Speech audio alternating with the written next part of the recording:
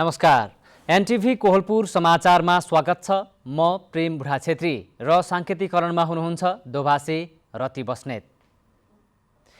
करिब 1.5 दशक अघिसम्म हलियाहरूले थिचोमिचो र असमानताले भरिएको कहाली लाग्दो जीवन बाँचिरहेका थिए। न्यायपूर्ण र समावेशी सामाजिक संरचना निर्माणमा लागेको सरकारले पछि हलिया मुक्त गर्यो र पुनर्स्थापनाको काम भयो। तर कतिपय पूर्व हलिया परिवारको हालको जीवनयापनमा विभिन्न कठिनाई अझै बाँकी छन्। आजको समाचारमा लालपूर्जा पाए पनि जग्गा भोगचलन गर्न नपाएका कञ्चनपुरका हलियाको व्यवस्था देखाउँछौँ। त्यसबाहेक बजारको विषादीयुक्त तरकारी खाने बानी परेका हामीलाई सुर्खेतका नागरिकले देखाएको बाटो र सफलताको प्रसङ्ग पनि। तर सुरुमा प्रमुख समाचार। सुदूरपश्चिम र कर्णालीका कतिपय पूर्व हलिया परिवारलाई जीविकोपार्जनमा समस्या। लालपूर्जा भए पनि जग्गा भोगचलन गर्न नपाएको गुनासो। लुम्बिनी प्रदेशमा जनशक्ति र बजेट खर्च गर्ने संयन्त्र व्यवस्थित बन्दै गए पनि बजेट खर्च दर गत वर्षभन्दा कम, 71% मात्रै बजेट खर्च। पानी नपरेपछि पश्चिम नवलपरासीका किसानले लगाएको धान सुक्न थाल्यो। यसै वर्ष धान उत्पादन घट्न सक्ने भन्दै किसान चिन्तित। अत्याधिक गर्मीका कारण युरोपका विभिन्न जङ्गलमा भीषण आगलागी। पोर्चुगल र स्पेनमा गर्मीका कारण 300 जनाभन्दा धेरैको मृत्यु। र आइसिसी विश्वकप लिग 2 अन्तर्गतको त्रिकोणात्मक सिरिजमा नामिबियाद्वारा नेपाललाई जितका लागि 200 रनको लक्ष्य। नेपाल जवाफी ब्याटिङ गर्दै।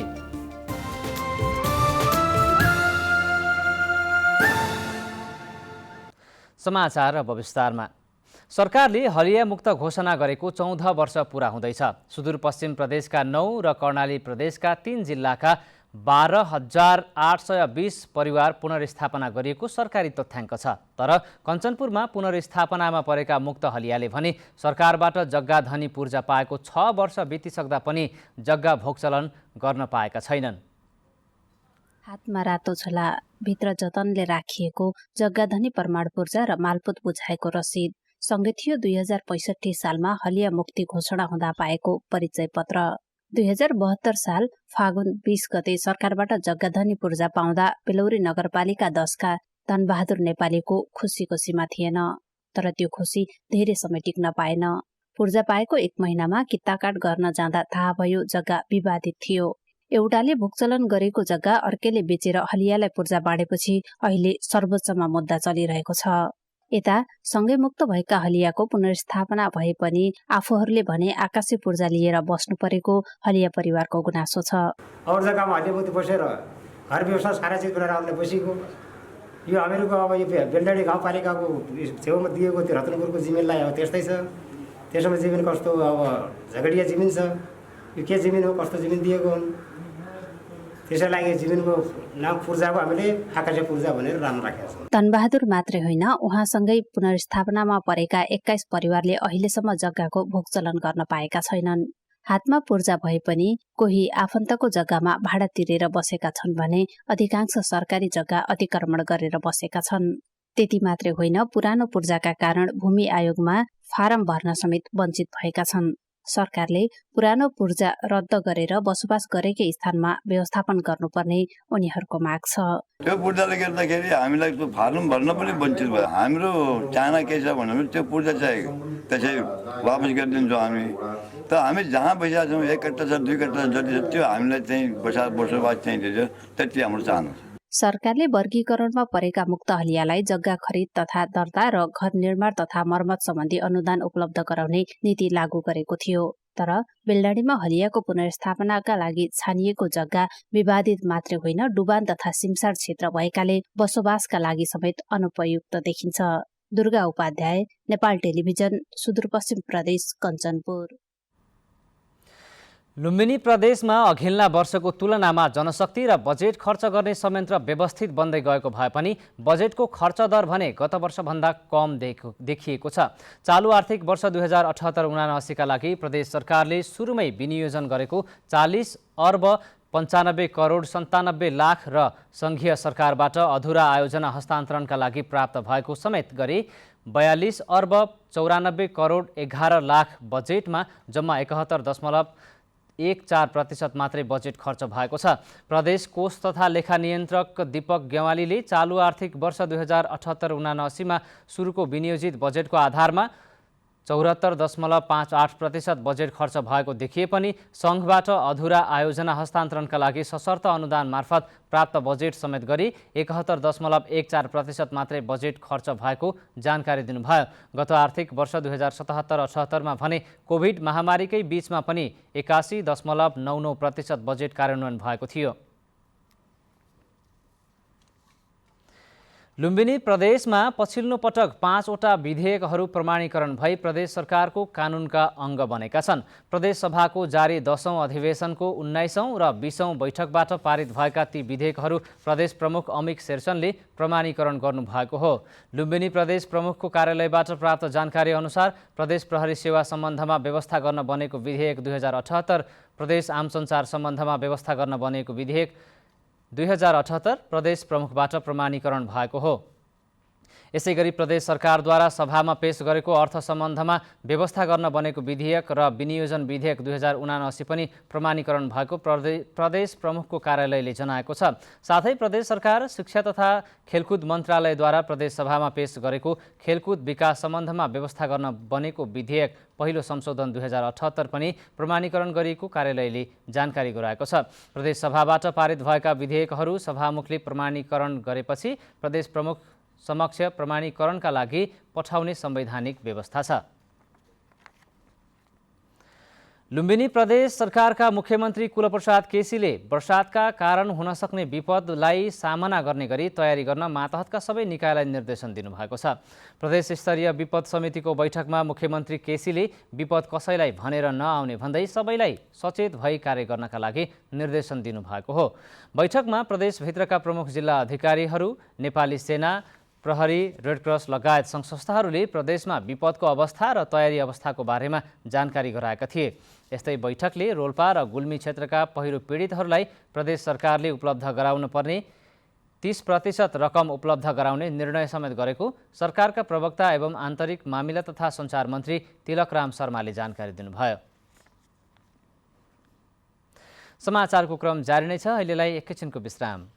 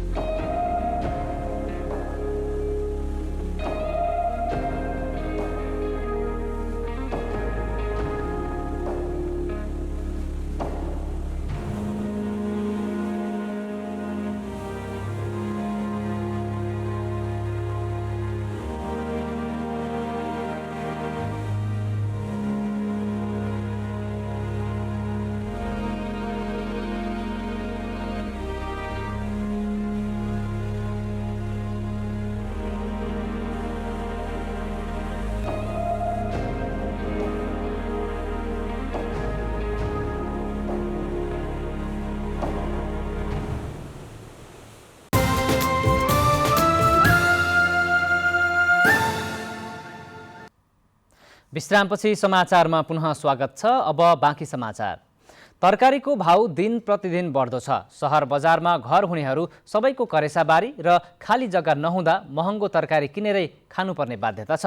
तर सहरको व्यस्त दैनिकीमा घरको छतमा कौसी खेती गरेर साँझ बिहानलाई आवश्यक पर्ने तरकारीको जोहो गर्न सकिने यथार्थ सुर्खेत वीरेन्द्रनगरका स्थानीयले पुष्टि गरेका छन्।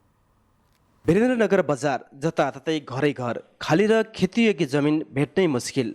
खाली जग्गा र करेसाबारी नभएपछि तरकारी खेती गर्न चाहे पनि कहाँ गर्ने। तर जहाँ इच्छा त्यहाँ उपाय भने चाहिँ वीरेन्द्रनगर 6 न्यू रोडका शिवप्रसाद गौतमले घरको कौसीमा 3 वर्ष यता तरकारी खेती गर्दै आउनु भएको छ। कौसीमा जैविक तथा गडेउला मल प्रयोग गरी अनेक तरकारी र फलफुल उत्पादन भएको छ। त्योभन्दा पहिला हामी बाहिर किनेर खानु पर्थ्यो, त्यो विषादीहरू प्रयोग गरेको होइन तरकारीहरू। अनि यहाँ आफूले अर्ग्यानिक मल अब गोबरहरू तयार गरेर अब कुनै विषादी पनि प्रयोग नगरेर गराएको चिज त धेरै राम्रो स्वादिष्ट हुन्छ। यस्तै वीरेन्द्रनगरकै गोरख रावलले कौशीमा आफ्नो परिवारलाई पुग्ने तरकारी खेती गरेको वर्षौँ भयो। थोरै समय दिँदा आफ्नै कौशीको अर्ग्यानिक तरकारी खान पाइने उहाँले बताउनुभयो। 10 वर्षदेखि कौशी खेती गरिरहेछौँ। कौशी खेती गरिसकेपछि हामीले कुइने फोहोरहरू एउटा पनि दिँदैनौँ।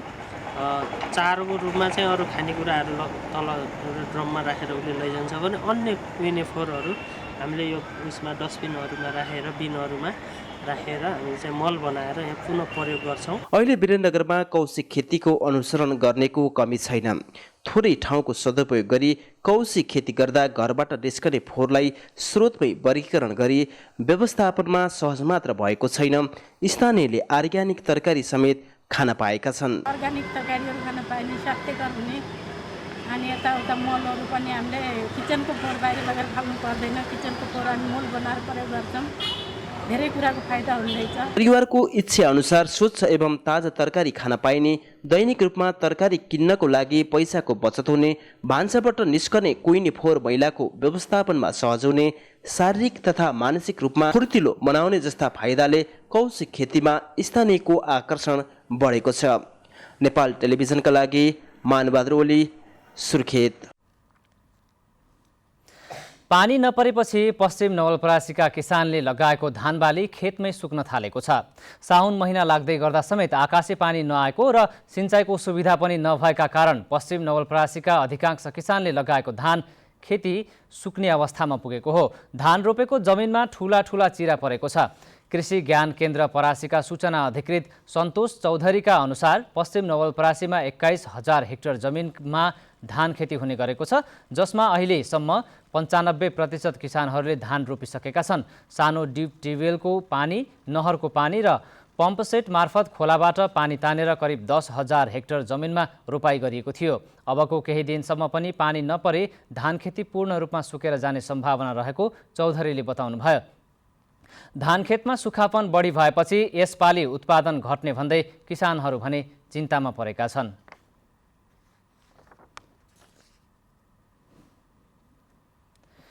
साउन महिना लाग्दै गर्दा समेत पर्याप्त वर्षा नहुँदा तराई क्षेत्रमा गर्मी बढेको छ। सिँचाइ सुविधा नपुगेका क्षेत्रका कतिपय किसानहरूले अझै धान रोप्न पाएका छैनन्, तर कतिपय किसानले रोपेको धान पनि सुक्न थालेको छ।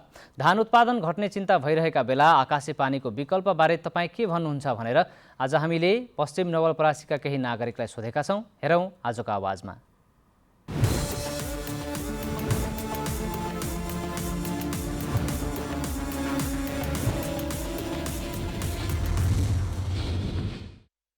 अब यत्रो महिना भयो पानी नपरेको। अब पानी नपर्नाले अब धान जम्मै सुकेर गयो। अब के गर्नुपर्ने हो, अब सरकारले चाहिँ गरिदिनु पर्यो भन्ने हाम्रो माग छ। हिँडधन गरेर खेती किसानी गरियो, धान उब्जाउ होला भन्दा झन् खडेरीले खाइसक्यो। अब सिँचाइको व्यवस्था छैन। अब हामीलाई चाहिँ नि त हामी किसानलाई त के हो भने सिँचाइ चाहिएको। सरकारले चाहिँ नि हामीलाई चाहिँ नि यतिमा चाहिँ नि सिँचाइ गरिदिन्थ्यो भने हामीले चाहिँ ऋण धन गरेर चाहिँ नि गरेको खेती चाहिँ उब्जाउ चाहिँ नि भइदिएको भइदियो भने केटाकेटी जाने परिवार पाल्न सकिन्थ्यो कि भन्ने हामीले सरकारसित माग गरेको। हाम्रो जडान गरेर चाहिँ विद्युत जडान गरेपछि हामीलाई चाहिँ सिँचाइको लागि चाहिँ सुविधा हुन्थ्यो। र धुपले त धानको खेती एकदम खत्तम भएछ, सुखिराखेको छ। पानी नभएर ऋण खोजेर लगाएको धान पनि गयो, अब ऋण पनि गयो। अब के गरी हामीहरू बाँच्छौँ? खानलाई पनि चाहियो, त्यो पनि नभई हुँदैन। अब यो सरकारले अलिकति बेलैमा मल जल अनि सिँचाइको व्यवस्था मिलाइदिएको भए अलिकति जनताहरूलाई राहत हुन्थ्यो होला। जनताहरूलाई अब यहाँ त पीडितै छन्। अब यो अवस्था हेर्दाखेरिमा दयनीय अवस्था छ। हाम्रो यो अहिले यो कृषि प्रधान देश भन्ने मात्रै हो, हेर्नु विकास भन्ने केही पनि भएन। यस्तो लामो खडेरी परेर खेतबाली सबै सुकेर गयो। हेर्दा हेर्दै चाहिँ आज हो कि भोलि हो भन्दा भन्दै किसानहरूलाई चाहिँ नि आकाशको भर मात्रै परिएको छ। अब दैनिक अवस्थामा भएका छौँ। हामीलाई केही यसो राहत मिल्ने भए सरकारले पनि राम्रो हुने थियो भन्ने चाहिँ मनमा छ। किसानहरू त एकदमै मर्कामा छन्। अब पानी परेन, पानी नपरेपछि धान जति सबै रोपेको जनतान रोपेको दुःख गरेर पम्पसेट लगाएर यताउता गरेर थुनेर लगाएको पानी जम्मै धान मर्यो। अब समयमै सरकारले ठाउँ ठाउँमा पम्पसेट यो बोरिङहरू धसेको भए यस्तो समस्या पर्दैन थियो होला। पानी आएन, लामो समय भयो। किसान त धेरै मर्कामा छन् नि। अब सरकारले क्षतिपूर्ति दिँदैन, न समयमा बिउ पाउँछन्, न समयमा मोल पाउँछन्।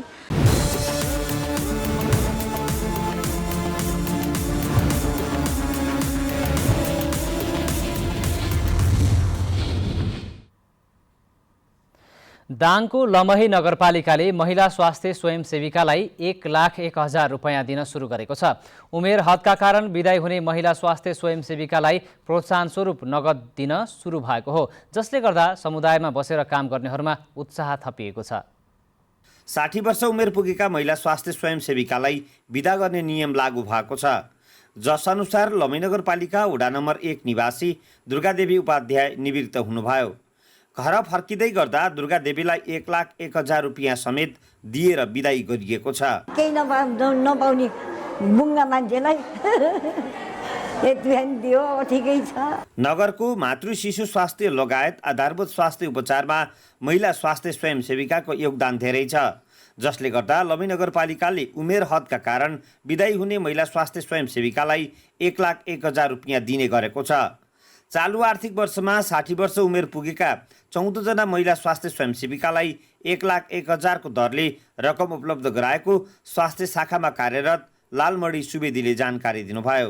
ज्येष्ठ नागरिकको हकमा काममा नलगाउने भन्ने खालको नीति बनाए अनुसार उहाँहरूलाई आराम गर्न दिनुपर्ने, अवकाश दिनुपर्ने र त्यो ठाउँमा नयाँ भर्ना गर्नुपर्ने प्रक्रिया अपनाउनलाई निर्देशन भयो बमोजिम उहाँहरूको ठाउँमा हामीले नयाँ 14 जना थपेर नयाँ राख्यौँ। लमही नगरपालिकामा 72 जना महिला स्वास्थ्य स्वयंसेविका कार्यरत छन्।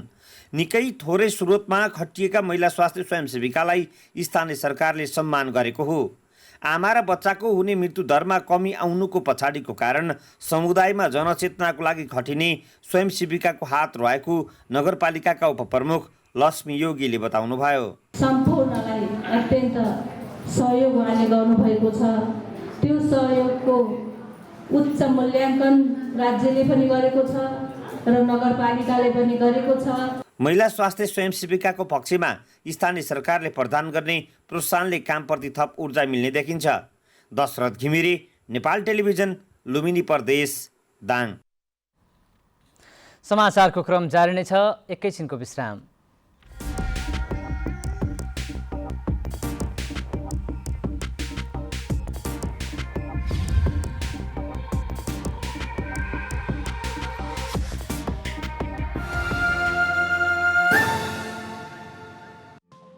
केही नयाँ, केही फरक।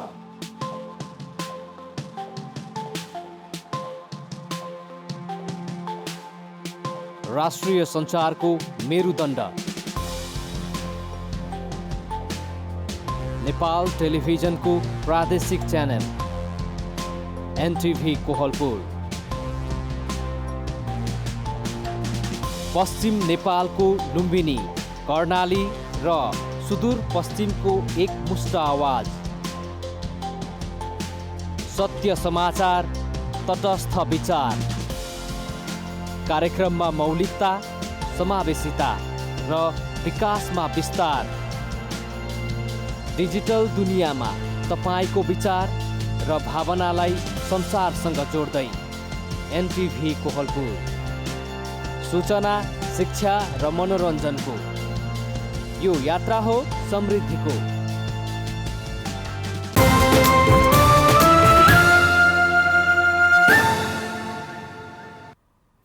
तपाईं एनटिभी कोहलपुर हेर्दै हुनुहुन्छ। अब बाँकी समाचार। नेपालमा कोरोना भाइरसको संक्रमण फेरि बढ्न थालेकाले स्वास्थ्य मापदण्ड पालनामा खेलाँची नगर्न विज्ञहरूले आग्रह गरेका छन्। अहिले ओमिक्रोन भेरिएन्ट र यसको उपप्रजाति BA2 र BA5 बढी सक्रिय रहेको पाइएको स्वास्थ्य तथा जनसङ्ख्या मन्त्रालयले जनाएको छ। कोरोनाको B5 उपप्रजातिलाई सबैभन्दा धेरै संक्रामक मानिन्छ। यसैबीच नेपालमा आज थप 205 जनामा कोरोना भाइरसको संक्रमण पुष्टि भएको छ। PCR र एन्टिजेन गरी 3090 जनामा गरिएको परीक्षणमा थप 205 जनामा संक्रमण पुष्टि भएको मन्त्रालयले जनाएको छ। यस्तै 51 जना संक्रमित निको भएका छन्। हाल सक्रिय संक्रमितको संख्या 1385 जना पुगेको छ।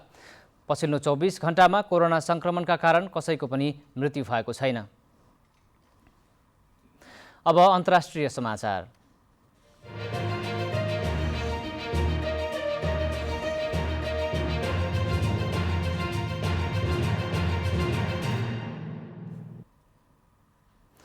पोर्चुगल र स्पेनमा गर्मीका कारण 300 जनाभन्दा धेरैको मृत्यु भएको छ। गर्मीका कारण कैयौं मानिसहरू समस्यामा परेको र जनजीवन अस्तव्यस्त बनाएको छ। युरोपका 3वटा देशका जंगलमा भीषण आगलागी पनि भइरहेको छ। स्पेन, पोर्चुगल र दक्षिण पश्चिमी फ्रान्सको जंगलमा भीषण आगलागी भइरहेको र यसले समग्र युरोपमा तातो हावा फैलन सुरु गरेको खबरमा उल्लेख छ। पोर्चुगलमा आगो निभाउने क्रममा जहाज दुर्घटना हुँदा पाइलटको ज्यान गएको छ। बढ्दो गर्मीका कारण अग्नि नियन्त्रकलाई आगो नियन्त्रणमा लिन निकै हम्मे परेको छ। आगोले फ्रान्सको गिरोन्डे क्षेत्र सखा पारेको छ। 11,000 भन्दा धेरै मानिसलाई सुरक्षित ठाउँमा सारिएको छ। स्पेनको कोस्टा डेल सोल क्षेत्रको पहाडबाट 3,300 मानिस सुरक्षित ठाउँमा भाग्न सफल भएका छन्। गएको मंगलबारदेखि यता पोर्चुगलको तापक्रम 47 डिग्री र स्पेनमा 40 डिग्री सेल्सियस भन्दा धेरै मापन गरिएको खबरमा उल्लेख छ। पोर्चुगलमा मात्रै 30,000 हेक्टर जंगल आगोले नष्ट गरेको छ।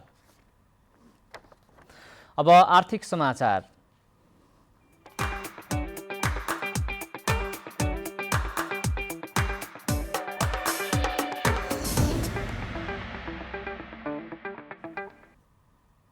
महालेखा परीक्षकको 59औं वार्षिक प्रतिवेदन अनुसार आर्थिक वर्ष 2077-78 मा डडेलधुराका 7 स्थानीय तहमा 8,47,72,000 बेरुजु देखिएको छ। जिल्लामा रहेका स्थानीय तहमध्ये सबैभन्दा धेरै बेरुजु रकम अमरगढी नगरपालिकामा रहेको छ। अमरगढीको बेरुजु 2,63,28,000 रहेको छ। त्यसपछि आलिताल गाउँपालिकाको बेरुजु 2,18,81,000 रुपैयाँ रहेको छ। भागेश्वर गाउँपालिकामा 1,53,58,000 बेरुजु देखिएको छ। यस्तै परशुराम नगरपालिकामा 66,51,000, अजयमेरु गाउँपालिकामा 58,58,000 र गन्याबधुरा गाउँपालिकामा 49,39,000 रुपैयाँ बेरुजु देखिएको महालेखा परीक्षकको प्रतिवेदनमा उल्लेख छ। सबैभन्दा कम बेरुजु देखिएको नवदुर्गा गाउँपालिकाको बेरुजु 37,57,000 रहेको छ। अब खेलकुद समाचार।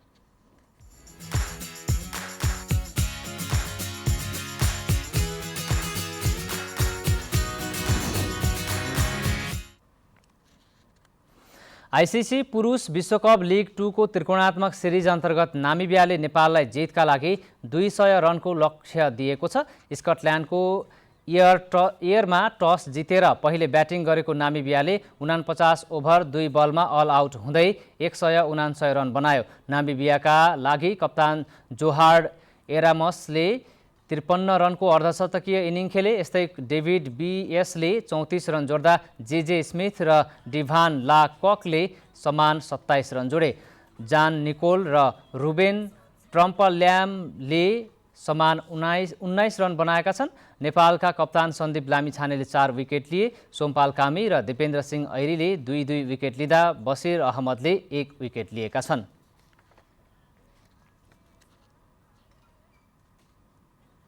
अब मौसम।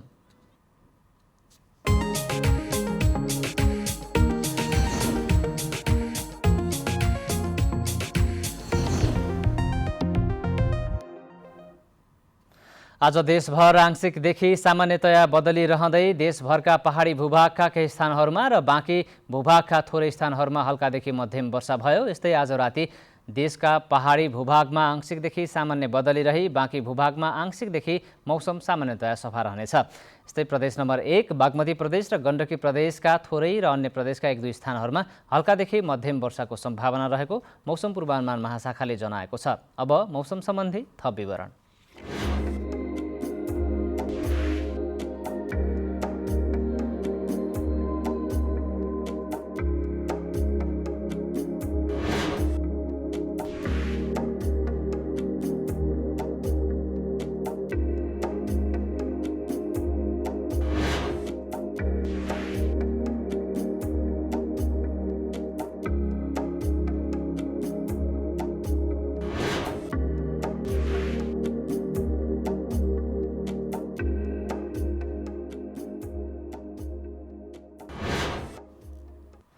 समाचारको अन्त्यमा प्रमुख समाचार पुनः एकपटक। सुदूरपश्चिम र कर्णालीका कतिपय पूर्व हलिया परिवारलाई जीविकोपार्जनमा समस्या। लालपूर्जा भए पनि जग्गा भोगचलन गर्न नपाएको गुनासो। लुम्बिनी प्रदेशमा जनशक्ति र बजेट खर्च गर्ने संयन्त्र व्यवस्थित बन्दै गए पनि बजेट खर्च दर गत वर्षभन्दा कम 71% मात्रै बजेट खर्च। पानी नपरेपछि पश्चिम नवलपरासीका किसानले लगाएको धान सुक्न थाल्यो। यसै वर्ष धान उत्पादन घट्न सक्ने भन्दै किसान चिन्तित। अत्याधिक गर्मीका कारण युरोपका विभिन्न जङ्गलमा भीषण आगलागी। पोर्चुगल र स्पेनमा गर्मीका कारण 300 जनाभन्दा धेरैको मृत्यु। र आइसिसी विश्वकप लिग 2 अन्तर्गतको त्रिकोणात्मक सिरिजमा नामिबियाद्वारा नेपाललाई जितका लागि 200 रनको लक्ष्य। नेपाल जवाफी ब्याटिङ गर्दै।